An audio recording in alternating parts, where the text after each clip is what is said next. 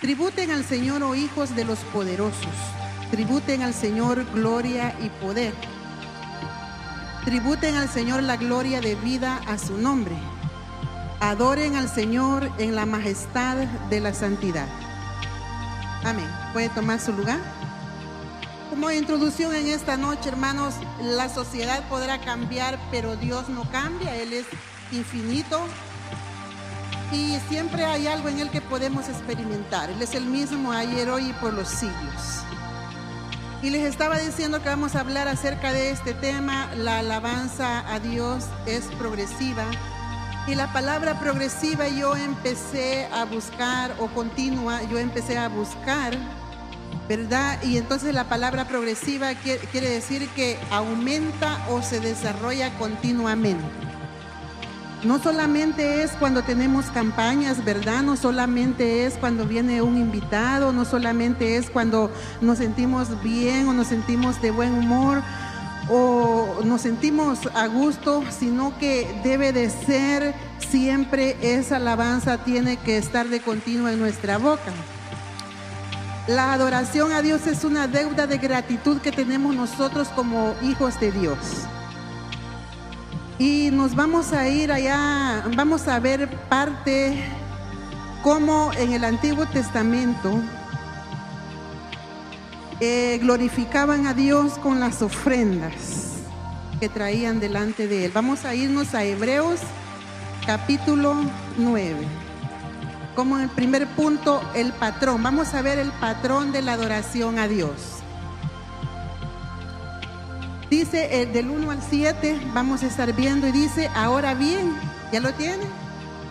Ahora bien, aún el primer pacto tenía ordenanzas para el culto y el santuario terrenal, porque había un tabernáculo preparado en la parte anterior, en el cual estaban el candelero, la mesa y los panes consagrados, panes de la propiciación. Este se llama el lugar santo. Dios prescribió, vamos a detenernos ahí por un momento, hermanos, y nos vamos a ir allá al Antiguo Testamento, en aquel tabernáculo que Dios le dio detalles a Moisés para que alguien lo construyera. Ahí el arquitecto que diseñó ese tabernáculo fue el mismo Dios que se lo dio a Moisés, ¿verdad? Y le dio todas las medidas. Los que son carpinteros pues saben de medidas. Le dio todas las medidas a Moisés, porque si los constructores no llevan al pie de la letra el plano que hace el ingeniero, hay problemas, ¿verdad? Se cae el edificio, se hunde o lo que sea. Tiene que llevar al pie de la letra ese plano que un arquitecto hace. Y aquí en esta ocasión el arquitecto fue el mismo Dios que le dio todos los detalles a Moisés, cómo tenía que ser aquel tabernáculo. Dios le prescribió que se observaran ciertas normas en el Antiguo Testamento. Y el propósito era destacar la separación de la humanidad respecto a Dios.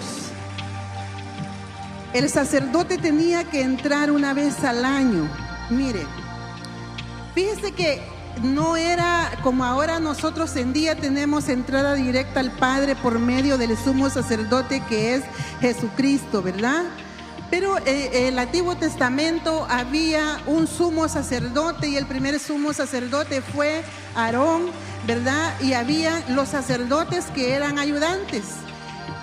El tabernáculo ya hecho pues en los atrios, se reunía todos los animales que la gente llevaba para el sacrificio, y ahí llegaban y los recibían y ahí los degollaban.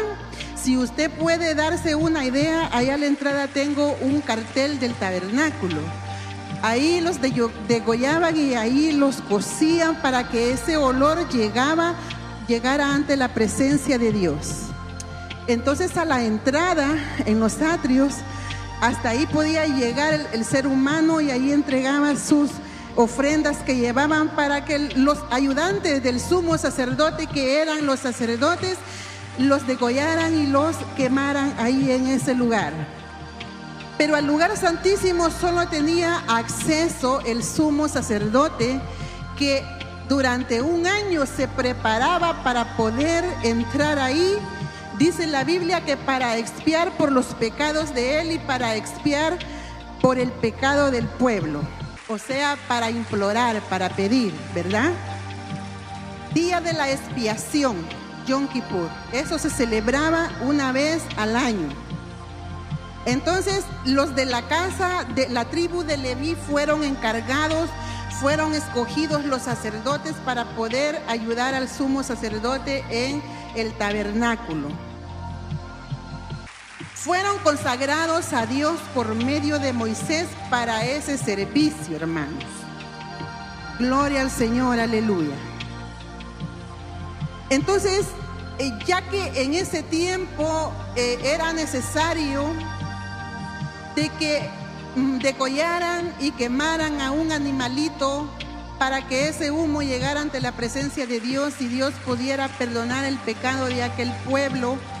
Ahora, hermanos, ¿cómo nos presentamos nosotros delante de Dios? Ese es el patrón que ellos hacían. Ahora, ¿cómo es nuestro patrón hoy en día? ¿Cómo es eso que presentamos delante de Dios? ¿Cómo nos presentamos hoy en día delante de Dios? Jesucristo es nuestro sumo sacerdote. Fíjese que ahora no hay necesidad de quemar un animalito, de degollarlo, para que ese humo llegue ante Dios, sino que Cristo, el Hijo de Dios, se ofreció como cordero en sacrificio para cada uno de nosotros. Aleluya, gloria a Dios. Ahora nos vamos a ir a la progresión. Vamos a irnos al Salmo 95. El Salmo 95 del 1 al 11 nos habla, y yo me quiero detener en el 1 y en el 2, que dice: vengan, cantemos con gozo al Señor, aclamemos con júbilo a la roca de nuestra salvación, vengamos ante su presencia con acción de gracias, aclamemos a Él con salmos. Gloria al Señor, aleluya. La adoración a Dios no solamente se basa, como les dije, en cuando todo está bien, sino que tiene que ser progresiva y continua. Continua quiere decir que no se interrumpe por nada de este mundo que nos pase, hermanos, a nosotros. Esa adoración a Dios no se tiene que interrumpir. Y no nos pusimos de acuerdo en algo, entonces quiere decir que esa alabanza no se tiene que interrumpir. Por eso cuando nos habla la Biblia allá en Mateo y dice que cuando tengamos algo contra un hermano, no esperemos que pasen los días, no esperemos que pasen las semanas, mucho menos que pasen los meses o los años para arreglar eso con la persona que tenemos un desacuerdo. Dice que si nosotros no arreglamos ese malentendido o esa ofensa que tenemos con un hermano, la ofrenda que presentamos delante de Dios no llega, ni siquiera llega al techo. ¿Y por qué muchas veces pasamos mucho tiempo por el orgullo, verdad? Porque es difícil, es fácil ofender y es fácil sentirnos ofendidos, pero es difícil pedir perdón. Eso es lo más difícil que hay, pedir perdón. Y pedir perdón no es cuestión de cobardes, sino de valientes, de forzados. Amén. Nosotros, mire, en ese tiempo, cuando el sacerdote no se preparaba bien durante un año, el pueblo a las afueras, allá en los atrios, imagínese usted conmigo, esperando al sacerdote para ver si Dios había perdonado los pecados de él y los pecados del pueblo.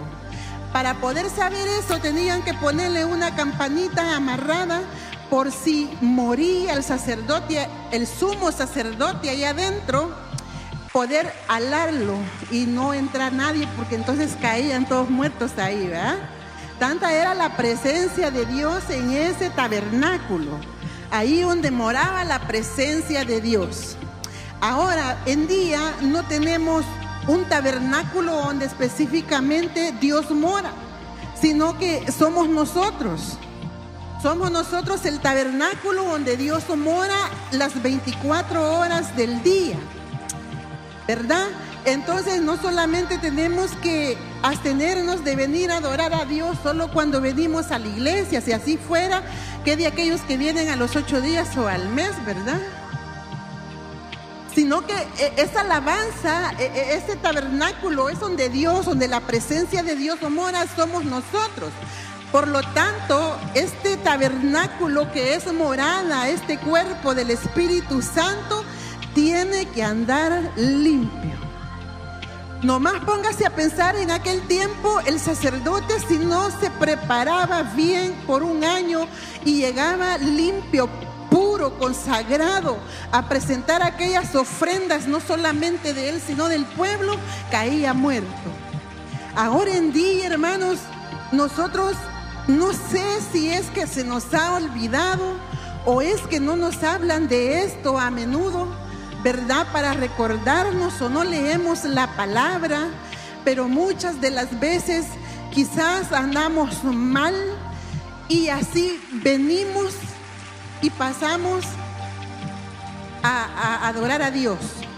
No solamente hablo de los que dirigen la alabanza, porque siempre se las echamos a ellos, pero que de nosotros los que estamos allá, si somos el templo y morada del Espíritu Santo, ¿verdad?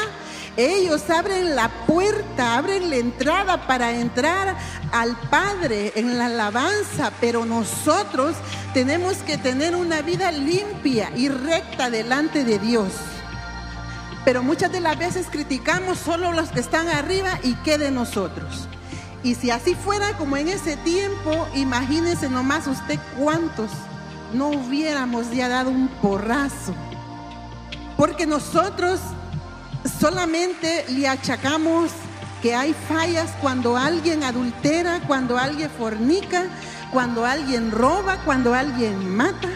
Dejamos a un lado cuando tenemos esos malos pensamientos, ¿verdad? Que nomás ponen ahí una foto de esos modelos que tienen un cuerpo pero bien bonito, y ya sea hombre o sea mujer, a los dos bandos les pasa. Ahí van los comentarios y se deshacen por aquella persona. No solamente son esos grandes pecadotes, todo malo pensamiento, todos esos malos deseos nos perjudican para que este templo sea en verdad santificado y sea templo y morada del Espíritu Santo. Y para eso no hay edad, tanto jovencitas como mayorcitas o más mayorcitas, ¿verdad? Les atrae ver esas fotografías. Tenemos que tener mucho cuidado, ¿verdad? En la forma en que nosotros nos presentamos delante de Dios. No terminé de decirles, ¿verdad? La Biblia dice que si tenemos algo contra alguien, tenemos que dejar la ofrenda en el altar. Y muchos pensamos que es el dólar que echamos el fin de semana en la ofrenda, ¿verdad? No. Es la ofrenda que nosotros damos, ofrenda viva, agradable a Dios. Tiene que ser nuestra ofrenda que nosotros presentamos delante de Dios. Y hay una de las cosas que nosotros esperamos, que el que nos ofendió tiene que venirnos a pedir perdón, pero la Biblia dice todo lo contrario. Dice que el que se sintió ofendido tiene que venir a pedirme perdón a mí, ¿verdad? Fíjese qué tremendo. Es que Dios nos pone en apuros muchas veces, pero para ver, ¿verdad? Para ver hasta dónde nosotros le somos fieles. En cuya mano están las profundidades de la tierra, suyas son también las cumbres de los montes, suyo es el mar. Pues Él lo hizo y sus manos formaron la tierra firme. Dice el 6, vengan, adoremos y postrémonos. Doblemos la rodilla ante el Señor nuestro Hacedor, porque Él es nuestro Dios y nosotros el pueblo de su prado y las ovejas de su mano. Puede seguirlo leyendo en su casa. También el Salmo 100 nos llama a entrar por sus puertas con acción de gracias, por sus atrios con alabanza. La progresión de la adoración. Ahora vamos a ir la presencia. Dice el Salmo 22:3. Esta dice: sin embargo, tú eres santo, que habitas entre las alabanzas de Israel. Gloria al Señor, la presencia de Dios. Ahora, vamos a ver lo que nos dice Santiago capítulo 4. Dice: acérquense a Dios y Él se acercará a ustedes. Limpien sus manos, pecadores, dice esta versión. Y ustedes de doble ánimo, o sea, los que dudan, purifiquen sus corazones. Oiga, para acercarnos a la presencia de Dios y darle adoración continuamente o progresivamente, ¿cómo tenemos que venir? Tenemos que acercarnos, ¿verdad? Tenemos que acercarnos a Dios. Él se acercará a nosotros. Limpiar nuestras manos, dice, los pecadores. Y pensamos que solo los que allá en el mundo son pecadores, pero esta palabra no es para ellos en este momento, es para nosotros, porque pecamos a cada momento, a cada instante le fallamos a Dios, ¿verdad? Entonces, para entrar a la presencia de Dios tenemos que venir con manos limpias, con un corazón puro y agradable delante de su presencia. Los de doble ánimo, que un día sí estoy de humor y de ganas para adorarle y que otro día no. Dice, ustedes que dudan, de doble ánimo, purifiquen sus corazones. Y ahí me llevó a Jeremías 4:14. Y vamos a ver lo que nos dice Jeremías. Dice: lava de maldad tu corazón, Jerusalén, para que seas salvada. ¿Hasta cuándo morarán dentro de ti pensamientos perversos? Oigan. O sea, hermanos, que con pensamientos pecaminosos y con pensamientos perversos no podemos acercarnos a Dios con un corazón limpio y agradable como Él lo pide. Estamos muchas de las veces ahí, hermanos, y tenemos unos pensamientos pecaminosos tan tremendos, hermanos, que ni nos imaginamos que esa persona que está ahí puede ser que sea alegre, puede ser que sea humildita. Nosotros no conocemos los corazones. Engañoso es el corazón y perverso. ¿Quién lo conocerá? Pero por allá dijo una voz: yo, Jehová de los ejércitos. A veces tenemos esos, yo creo que no solo a mí me llegan, sino que le ha de llegar a más de alguno por ahí. Esos pensamientos pecaminosos, aunque estemos casados o no estemos casados, la persona siempre llegan esos pensamientos pecaminosos, porque el hombre, el ser humano, de por sí su caminar es continuo al pecado y al mal, ¿verdad? Y eso de que aquí solo venimos santitos y cantamos aleluya, pues no. Ahí, aunque usted me diga que no, siempre hay pensamientos pecaminosos.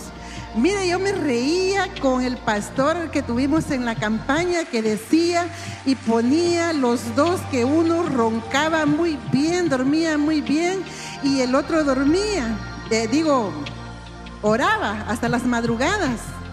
Y entonces él quería ser como él, pero no se imaginaba la carga que traía, que nomás cerraba los ojos y empezaba a verse que estaba con fulana y con mengana, ¿verdad? Hermanos, esos pensamientos llegan, no solo a los hombres les llegan esos pensamientos, también a las mujeres, y no importa la edad. No importa que tenga 20, no importa que tenga 40, no importa que tenga 60. Porque el enemigo, el campo de la batalla es la mente, y el enemigo tira los dardos ahí, ¿verdad? Entonces esa persona pasaba orando y orando para poder vencer. Fíjense nomás el sufrimiento que tenía esa persona. Y a lo mejor era casado, no digo si era casado, ¿no? ¿verdad? O sea que a toda persona llegan esos pensamientos pecaminosos. Entonces, fíjese bien ahí lo que dice Jeremías 4:14. Lava de maldad tu corazón para que seas salvada. Este corazón es perverso. No sabemos en qué momento puede estar tramando algo ese corazón, ¿verdad? De hacerle daño al prójimo. En los trabajos se ve mucha envidia y allá se ve cómo la gente que no conoce a Cristo arman sus mañas para hacerle daño al compañero o para pasar encima de él, ¿verdad? Eso se ve mucho en los trabajos. Pero fíjese nomás, pero allá afuera, hermanos, el corazón del ser humano no conoce la palabra, no conoce el verdadero camino, ¿verdad? El verdadero sabor que tiene la palabra. Ellos tienen derecho, podemos decirlo así, en pensar, en hacer esas cosas a su prójimo. Pero nosotros no tenemos ningún derecho de dejar que ese corazón piense de esa manera, porque nosotros conocemos bien la palabra. Y el que se deje engañar por el diablo, que le ponga en su corazón en hacerle mal al hermano, al prójimo, entonces no conoce la palabra, tiene que arrepentirse, tiene que nacer de nuevo esa persona. Los del mundo tendrán derecho a pensar así porque no conocen a Dios, pero nosotros que conocemos a Dios no tenemos ningún derecho en estar tramando en nuestros pensamientos y nuestro corazón el hacerle la maldad y hacerle el daño a nuestro hermano, ¿verdad? Porque aún dice Pablo que nos sepamos llevar y que nos soportemos los unos a los otros y que oremos unos por los otros y que llevemos la carga unos por los otros, ¿verdad? Entonces este corazón, leyendo ahí ese texto que les acabo de leer, hermanos, está tremendo. Este corazón, como hijos de Dios, no tiene ningún derecho a pensar esas maldades contra otra persona para hacerlo caer. Fíjese, un comentario. Yo espero que todos acá vengamos con un propósito de que es engrandecer el nombre del Señor y sepamos a lo que venimos, porque le voy a leer una encuesta que yo encontré por ahí. Una encuesta reveló que hay una brecha entre pastores y congregantes de lo que entienden respecto de la adoración. 47% de los congregantes consideran que la adoración es para el beneficio personal. 41% de los pastores afirman que es la conexión de Dios.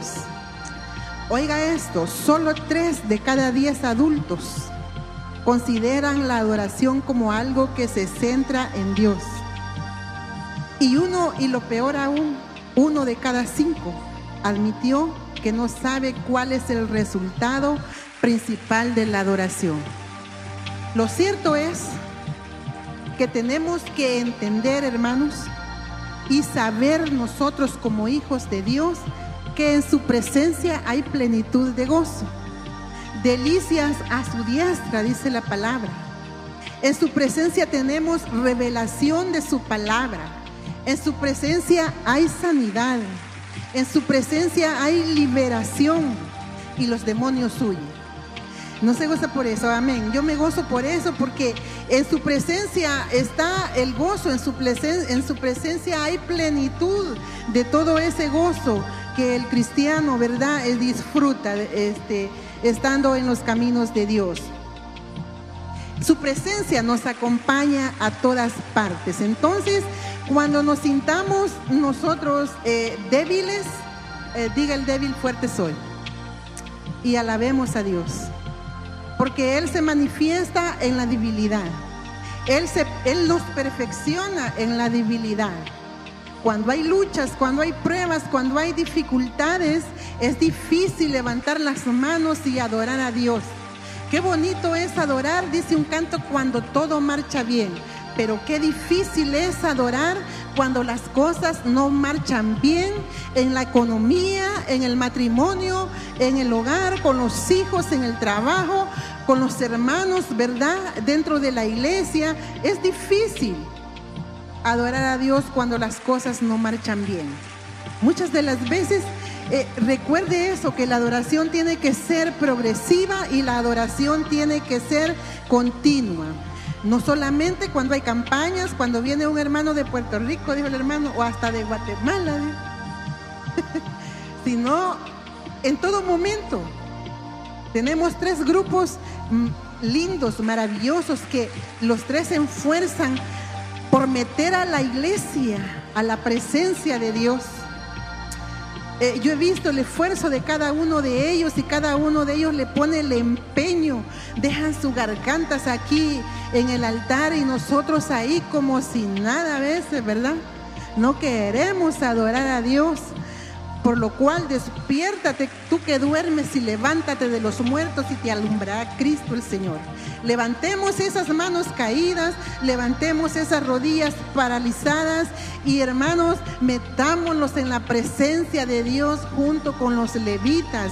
Ahora no son los sacerdotes, ahora son los cantores levitas que ayudan a ministrar en el altar para que aquella presencia, ¿verdad?, abra camino. Y ella, Dios, sabe que nuestra lucha, dice la Biblia, que no es contra sangre y carne. La lucha que tenemos no es de mi persona contra Ricardo Lobo, sino que es contra las huestes espirituales de maldades en las regiones celestes. Y cuando nosotros vengamos con aquel desánimo que no queremos adorar a Dios, pensemos nomás, póngase a meditar y pensar, imagínense los demonios allá en los aires estorbando para que esa alabanza suba ante la presencia de Dios, y nosotros ayudándole, ¿verdad?, aquí abajo, que no nos queremos meter. Entonces no, nosotros tenemos que deshacer esas obras de maldad y todos juntos como un cuerpo que somos en Cristo,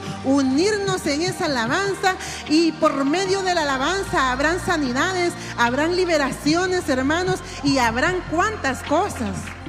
Gloria al Señor, aleluya. Yo me gozo por eso, hermano, porque fíjese, si no es uno, es el otro que tiene que contagiar al otro, ¿verdad?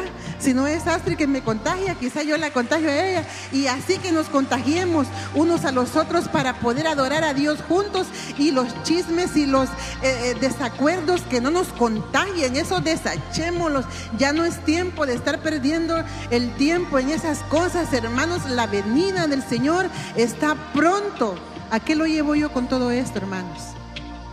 A que ya no es tiempo de estar con caprichitos, a que ya no es tiempo de estar oyendo al diablo que nos manda mensajitos que no son buenos a nuestros oídos y quiere meterlos en el corazón, ¿verdad? Pero es tiempo de unirnos, porque está a punto de sonar la trompeta y todos decimos que vamos para el cielo, y todos creen que están en la verdad. Y cada uno de nosotros quizás pensamos que estamos haciendo lo correcto, pero hay cosas que a Dios no le agradan, que tenemos que dejarlas. Cuando suene la trompeta, yo le pido a Dios misericordia, quiero oír esa trompeta y quiero ser levantada juntamente con mis hijos. Esa fe tiene que ser de cada uno, pelear, ¿verdad?, por nuestra salvación y por nuestra familia. Así que ya no es tiempo de estar apapachando ahí las cosas que desagradan, ¿verdad?, para presentarnos con una ofrenda agradable delante de Dios, sino que es tiempo de dejar atrás todas aquellas cosas. Estamos en proceso. Mi carácter está en proceso, su carácter está en proceso, y hasta que venga Cristo vamos a llegar a la perfección. Tenemos que limpiar nuestros corazones, y los de doble ánimo purificar vuestros corazones. Ya estuvo bueno de andar ahí, que hoy sí y que mañana no. Sigamos adelante.